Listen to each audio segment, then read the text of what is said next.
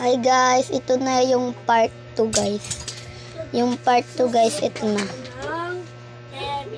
Guys, ito yung part 2. So, ibalik uli natin sa Chrome. Sa Chrome guys.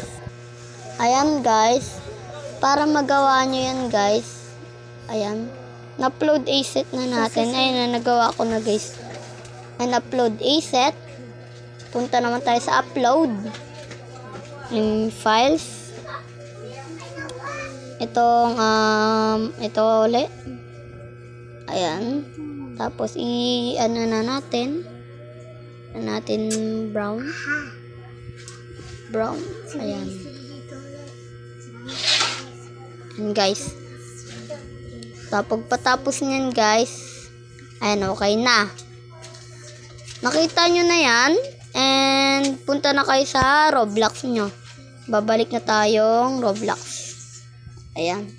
Mabalik tayo ng Roblox. Wait lang guys. Skip na lang natin yan. Ayan na guys. Punta na tayo sa avatar. And customize. Ayan, customize guys. Pagtapos, punta naman tayo sa clothing. Ayan, clothing.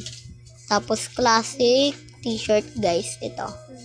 Pipindutin ko na guys yung guys. Ayan, ito na guys. Oh. Kita nyo, ganda. Pero lalagyan natin pwede yung brown sa kamay. Paano mga sa kamay? Ganito lang gawin nyo guys. Kukoloran lang natin yung natin. Wait lang guys. Advance. Left arm. Bali gagawin natin ito. Ayan, 'di ba? Pwede na, guys. And right arm. Okay, ito na yung part 2 lahat, guys. Thank you. Like and subscribe na rin pala, guys. Sorry.